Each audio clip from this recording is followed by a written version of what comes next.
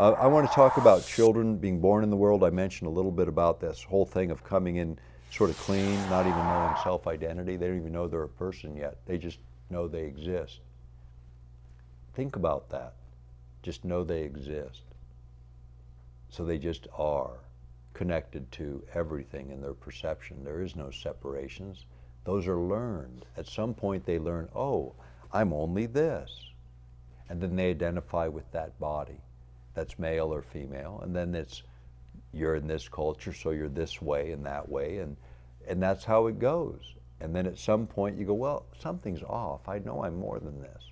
And everyone gets there at a certain point. And then you leave your parents and you begin to go explore. And that's what life becomes, an exploration of our own individual truth, trying to sort out the cultural truths that were embedded on us, that so much of which is just information that is not a knowing, doesn't represent a truth, like night and day, like up and down. Even that can be obscured, as I mentioned earlier. Where does up begin and down begin? Where does hot and cold begin? You know, and this is why our individual paths are driven that way and intended to be that way. When I talk about the mirror, knowing who is in the mirror, and the unconsciousness, all those aspects, again, as a child, think about how a child is being taught. We get the cultural image. In tribal governments, there's a real clear image of what a person can be or might be. Within mostly the West, we're typed in the concept of our politics or our religion or maybe our patriotism within our country, the way we shape our groupings and self-identity.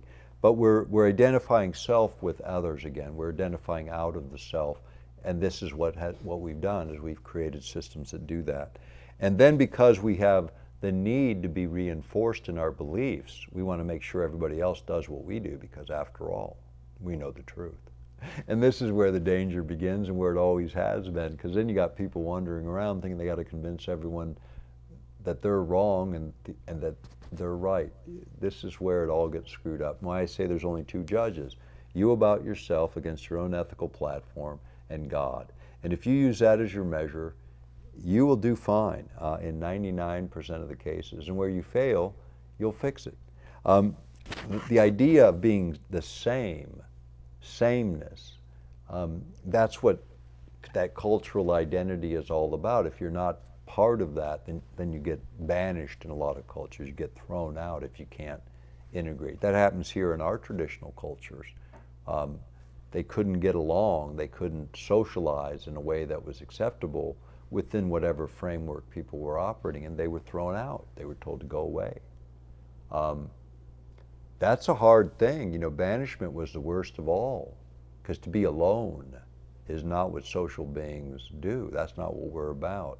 With children, you know, when we think about what's happening with them right now, as they've been isolated from the social settings that allow children to grow. I mean, how do children know behaviors? They watch their parents, you know, they can't see their parents. You know, they can't see other people if they're wearing masks. They can't get the feedback they need to reinforce behaviors. So they don't know. That's a problem, because human emotion is the power of thought. It's what propels things into reality.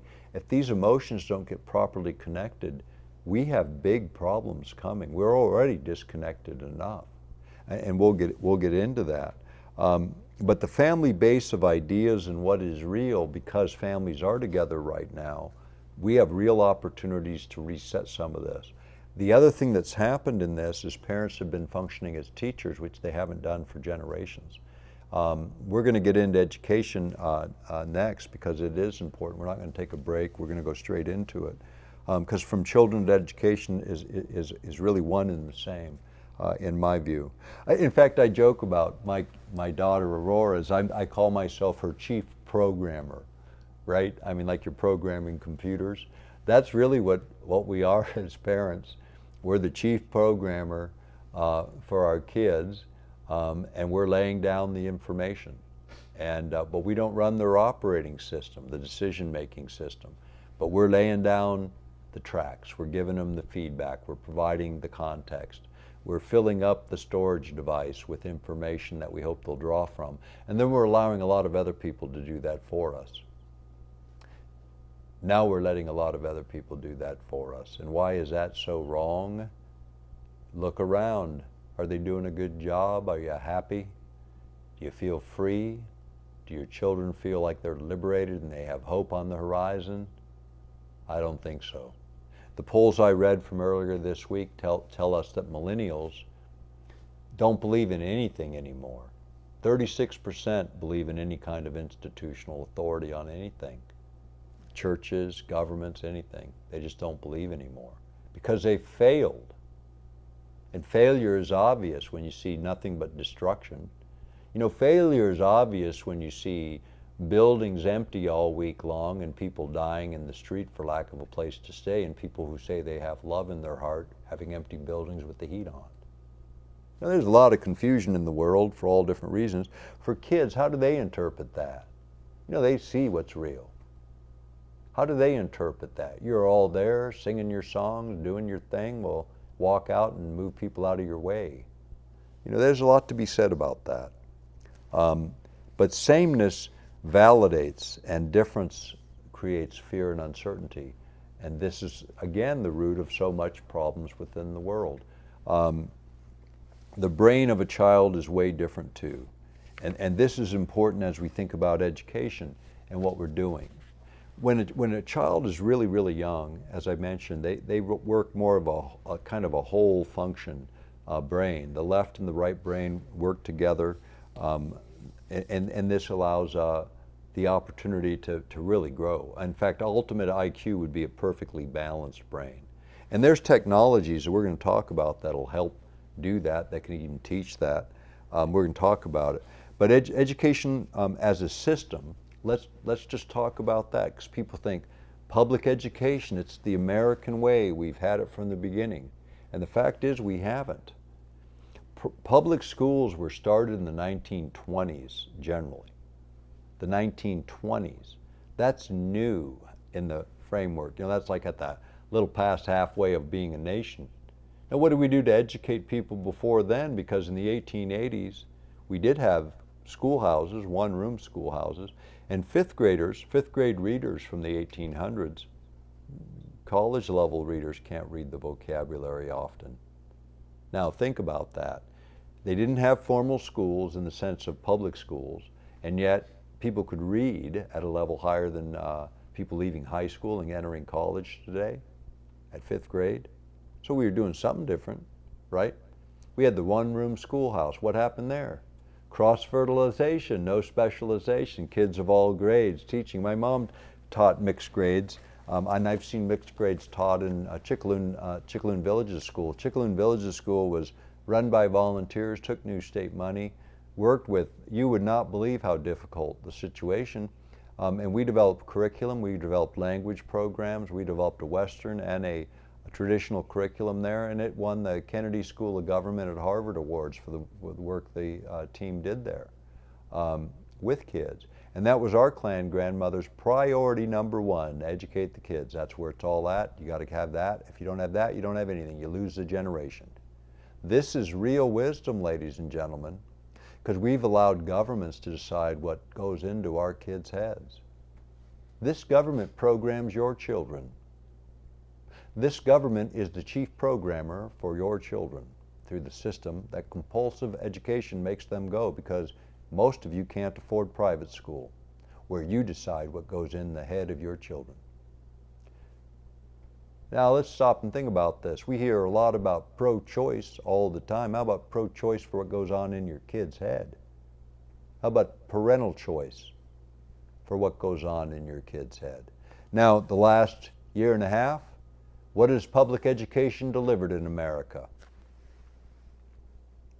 Not very much. Zero for what we've been paying for. Here in my community, Anchorage, half this city's money is spent on education. And they just started opening schools again, but everybody got paid all year long. Nobody missed a paycheck. All of us paying taxes here at the local level, we paid for all that. But a whole bunch of us weren't working. Isn't that a little odd to you? Everybody in government got paid, and we're the taxpayers. Maybe there needed to be more people not working when there was nothing to do, or less to do, so there would be money to fix other problems. But self-interest drives a lot. We're going to get into government later because I have a lot to say, 3 generations of knowledge to say there. And I know from the inside because I also, as you know, represented teachers.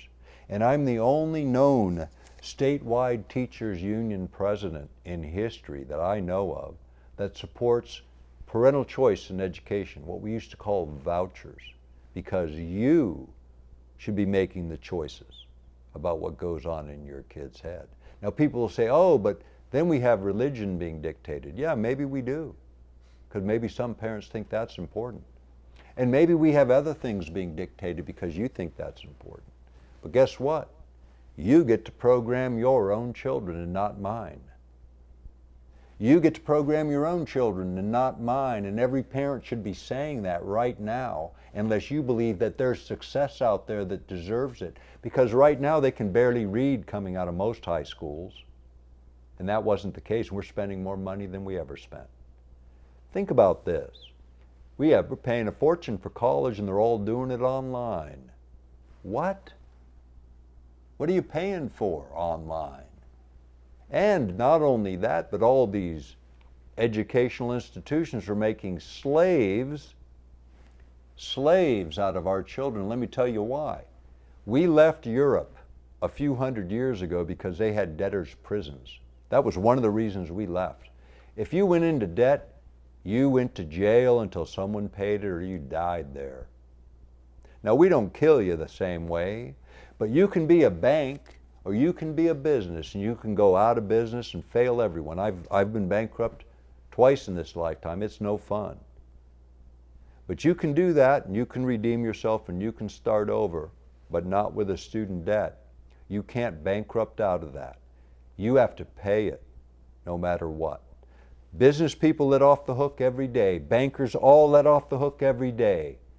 But not you.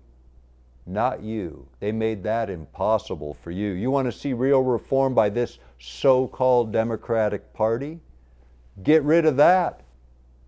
Because every kid is enslaved. They can't even buy a home for the first 20 years because they're debt slaves. You see? They're shackled. Their creativity means they have to have a job that produces this much money, which means they don't get other choices anymore. In Russia, right now, you can still get an education there at the PhD level if you're smart enough without being in debt up to your eyeballs. And when the wall fell and I went to Russia a few years later, I saw PhDs selling trinkets on corners, lots of them. Because you could get a high education there, as high as you could achieve, you could get without that debt. In Europe today, why can they enjoy good health care and great education for all the kids that live there? Because we've paid 60% of their defense for the last 60 years.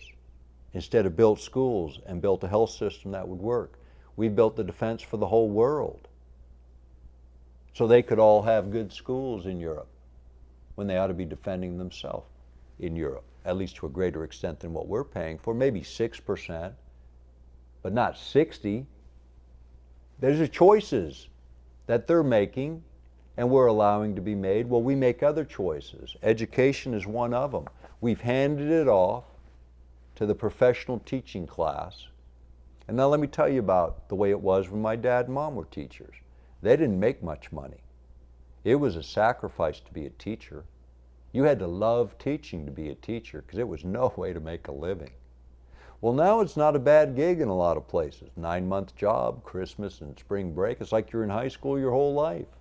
I'm not saying to good teachers that's wrong or right. I think people should make a good living, a respectable living. But what's being delivered is not respectable, not because of teachers, because of the way the system is set up. Because teachers generally want to teach. There's exceptions for sure. The handicaps are the systems that don't allow it.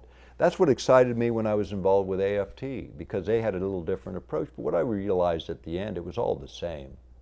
It was how many U.S. senators the national office could influence. That's what it really came down to. Along with every other special interest group you ever heard of, it always boils down to that. How many senators can you control? How many congressmen can you control? How many constituents can you keep quiet? How can you get your stuff done and not be noticed? It's all about taking from you and giving to someone else in the biggest business welfare program that you've ever heard of. We bailed out the S&Ls, we bailed out bankers twice, we've given them control of our entire national debt, and we're going to talk more about that. But the education system, the core of change for the next generation, we gave up too.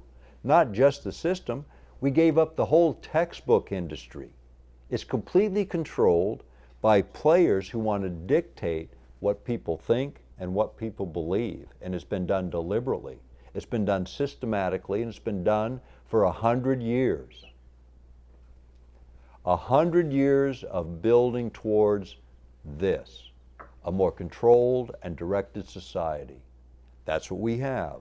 Take a look around. A society that can get easily pushed around, emotionalized, and shoved into a mob. That's what we have. That's what we've seen created.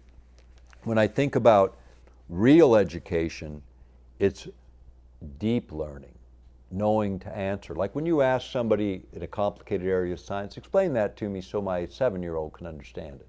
They ought to be able to keep breaking the vocabulary down and breaking it down and breaking it down until the concepts can be understood and then built back up. That's how learning happens. If they can't break it down into the simplest components, they never learned it. They just memorized. And memorizing is relatively easy. You can pass all the tests the way they're given, but knowing, that's really the challenge. And so those that are locked in this, with the engineers and the architects and all those guys who just memorized it all, maybe it's time to go back and learn so you can create now and really create. When I think about separating facts, and education doesn't do this very well anymore. They used to separate the facts, night, day, 365 days and leap year in a year, these basic facts. And now they shove a lot of opinion in this to kind of, like even in the math problems, the math story problems, the story even has a social meaning. It's like they're giving you a social message while they're trying to teach you math, and they are. That's exactly what they're doing. That's exactly how it plays. And they're also messing with kids because the new math is done to do two things, to work both sides of the brain, the creative and the analytical. Math doesn't work that way. That's why kids are not learning math, because they're trying to teach you social things that operate a different part of the brain. They're about feeling side with the intellectual side, and you cannot do math working both sides of the brain. You have to do the analytical side. You got to do the left side to do math. To teach math, to learn math, it's a discipline that requires that part of the brain. We're teaching it wrong and expecting an expectation. Now, the really genius kids, they do that. See, they work both sides of the brain. So they're easy to sort out. And the other kids are just waste as far as the system is concerned.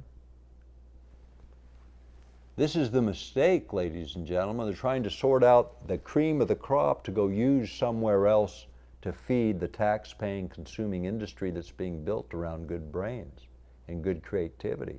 And just dealing with everyone else like, oh, these are the drones that are going to feed the beast. And don't think this isn't the way it played out on certain levels by certain individuals, because it is. Vast majority of people involved in these systems are doing something they believe in for the right reason. But the way it plays out is where it matters. The effect at the end of the day is, after 100 years of public education, we are less educated, we are less informed, and what we're seeing is less creativity, not more, in the masses of population. And we're seeing people believing that they can't as a standard thing, where we used to not believe that. Every kid, every family believed their kids could do better, and now we don't. That's not acceptable, and it shouldn't be acceptable. We've been told there's shortage when there isn't. It's the opposite, and we'll talk more about it.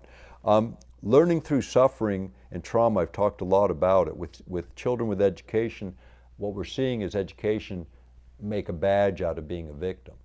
Whether you're the underprivileged this or the sad that or the horrible this, whatever your nightmare was, they want to just victim you to death. Okay, now you're a victim. Now you have a right to be angry and a right for this and a right for that. Hey, let it go, man. You got a lesson, not a victim.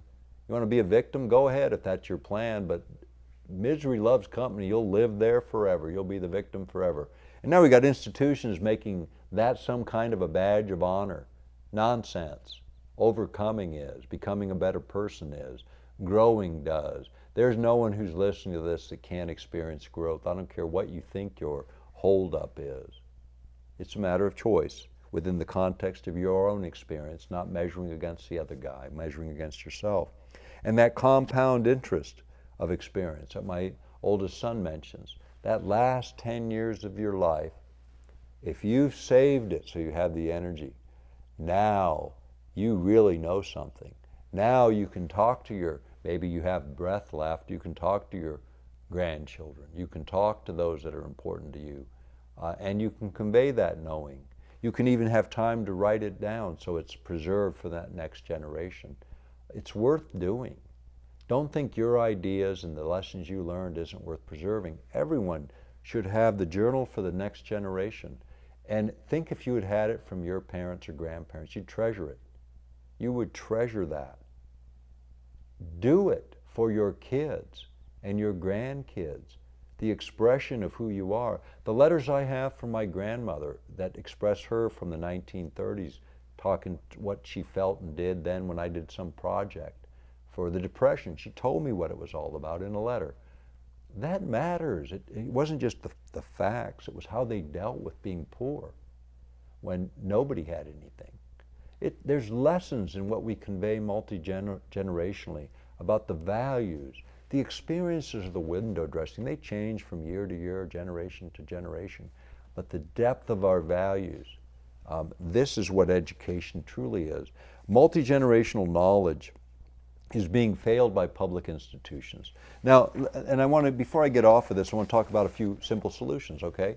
Here in Anchorage, I'll use my community, you can use your own. Every community has the same kind of configuration because the way funding happens at the federal and state levels pretty much follows the same patterns. And so with education at the local level here, we spend for a classroom of 30, with the standard budget, about $400,000 a year. 400 grand for a class of 30. Now what would a teacher do with 400 grand in a class of 30? First thing they do is hire 2 assistants to work with them. So now they got a ratio of about 13, 12 kids, 14 kids each. And then what they would do is they'd get them all a computer, they'd get a place to work out of, they'd get them all joined up for the local health club so they'd have a gym, and they'd put them in a taxi to and from work every day with a group of 4 and have money left over for 400 grand. Now that does not include special education because there's more money for special ed kids allocated around them as there should be, and for gifted kids as there should be. And there's extra money in the budget for transportation, which isn't in that number I gave you either for the bus system. And our bus drivers are double the minimum wage here in Alaska because it's hard to retain bus drivers because they're only working a few hours a day. But they've all gotten their pay this year too, although there haven't been many buses driving around. And the ones that are driving now are driving partially full. But the budgets are all the same. And not to say anything about bus drivers, but I can tell you there's a shortage of commercial drivers all over the country, and artificially holding them in one place when they're needed in others doesn't make sense in the big picture of economics. But that's what happens when government decides supply and demand questions like this and not allowing markets to. Like no work for teaching means there's no need for teachers. No work for janitors because there's nothing dirty in the buildings. I'm sorry. But that is the reality that the private side experiences every day, and a lot of people are experiencing right now. So government's not being responsive. They're not recognizing who they work for, and they are all in a position of security, and I understand that. I don't fault anyone for being in that position. But leadership should be operating differently, and we ought to be solving this for everyone in a way that creates a solution. When I think about, again, education, the other piece is student nutrition, and people say, well, student nutrition is so important, so many kids don't have food. And our student nutrition program in Anchorage worked, and they delivered food with buses in neighborhoods so that food would get there during this last year and a half. But again, when you look at the allocations of money, we can solve all that, and we can do it with vouchers. You can give an allocation that compensates for the lack of nutrition. You can deal with the transportation issues. You can deal with special education issues. You can transfer the power to parents and give them the budget and let them decide how they want to spend it for their child, and the outcomes will be better. Every time they will be better. And you'll hear people say, well, most parents don't care. And I'll challenge that. And anyone who says that usually isn't a parent, because I don't believe that's true. I think a lot of parents feel helpless at times. I think a lot of parents have problems, and there's a lot of grandparents like me raising children right now. And there's resources for them if they knew what they were, and most don't. And the fact is, raising children is the parents and those that are raising them's responsibility. And when we advocate that to someone else, it always results in a mistake. What has happened with public education is a travesty when it shouldn't be. In fact, college should be cheaper. The systems for getting education should be cheaper. We can do it on the internet. We've all discovered that. We don't need these same kinds of institutions. One professor with assistants should be able to handle 500 students, not 50, with the right mechanisms now. Teaching ought to be cheaper. These institutions ought to be delivering more education for less money across a broader platform. Harvard has over $1 billion in their trust fund. Come on. The Good Sisters of Providence have $12 billion alone in their emergency fund, and they took another $573 million from the government. And they don't even pay taxes, you know, during the COVID. So, I mean, there's a lot that hasn't been done because of a lack of knowing, a lack of knowledge, but real education, this is the foundation. Parents need it back. We need control of that money so we can pick what's best for our kids, and the rest can go to the institution that all of these public institutions believe so much in. They'll go to the public school, and they don't need to worry. They don't need to worry at all if they're doing the job, because supply and demand will always go where the best job is. And if the public administrators in public schools in this country think they have the best model, by golly, I'm sure every parent will be right there banging their doors down instead of kicking them in like they are right now. It's time to go to every school board meeting, ladies and gentlemen, to start talking to your Republican legislators who said they believe in vouchers, and never once in my state have they ever brought a bill forward, and probably in yours either. If these people believe it, tell them to put the legislation on the table and start moving it. Because right now what they're really doing is they're going, oh no, the teachers' unions, Who has the power over your kids? You or them? This country won't change until you take your rights back as it relates to your kids and what goes into their programming.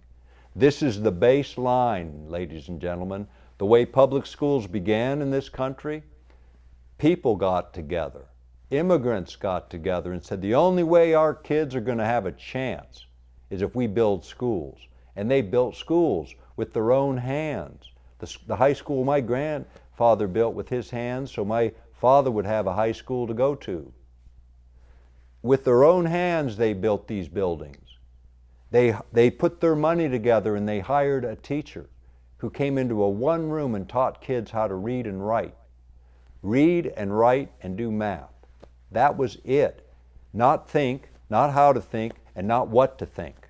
They gave them the facts, they gave them the tools, and then they let them be the human beings they were intended to be. And schools were about that. They're about indoctrination now. They're about telling you what to believe and how to think. I don't care where in the world you are getting your education, it's about telling you what to think. It's not education. It's indoctrination. Education is learning basic skills so you, as a human being, can go learn in the world of experience. That's what life, liberty, and the pursuit of happiness is about. Having the maximum freedom for the maximum exploration of your maximum individual potential as a living soul. That's what it is. Governments need to do that. Religion needs to do that. Institutions that say they're about human beings need to help you actualize your highest potential, not theirs, Not your mom's, not your sister's, not your brother, not your teacher's. Yours. We need to meet people where they are, not where we think they should be, and we're going to get into more of that. Again, education as a key. Yes, we can take control. Yes, we can change the laws. Yes, we can dismantle failing institutions. We don't want to abandon these schools and buildings. We got debt on them. How about this? How about a voucher system that says, all those that want to go to the public school, raise your hand. And then we figure out which public schools are going to get filled and which ones are going to be empty. And those that are empty, we say, okay, private schoolers, who wants to lease these buildings for their cost of operation? And you can operate them, but for the indebtedness.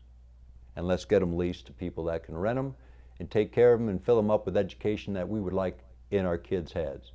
We can make all these resources work. I can tell you another place. There's a whole bunch of empty churches all week long and plenty of places to teach kids, and I bet you they'd even rent a little bit of space out. You don't need to build new school buildings because there's not enough demand for the ones you've got. Now is they obsolete, let them go. When they get too old to repair, tear them down. Recreate the institutions to reflect us as parents, not teachers, not any special interest of any kind, not textbook manufacturers, and not people that want compliant consumers and taxpayers. Take control of your life, take control of your family by being a family again, and then be responsible for your kids' education as a foundational function of parenthood. And take it over. And tell the government, no, this is one we're going to change. And tell the federal government they don't belong in it at all. This is a local matter. This is a local issue. And whatever indoctrination they think we need to be fed from the national level, we can figure that out on our own as free living souls. Because we don't work for them. We don't live for the government. They exist because we say so. And we forgot that way too often, especially with education. Before we get into this next section, because this is like a lot of energy, because I really get excited about education because I came from this core. The idea that I'm even saying it's a failure, I mean, it's a hard thing for me. My history's here, my family's history's here, but there's nothing else that you can say but failure in this institution. And slavery for those that finish college now, and that success, we've fallen back 250 years. And we've used this as a tool for taking the brightest of the bright and making sure they can't create. This is wrong, and we need to change the rules. We need to change the game. More importantly, we need to wipe out a bunch of leaders. We need to unelect them. We need to change this thing. We need to re-examine all of these institutions and start asking ourselves the tough questions first and reconstructing the individual, reconstructing the beginning places.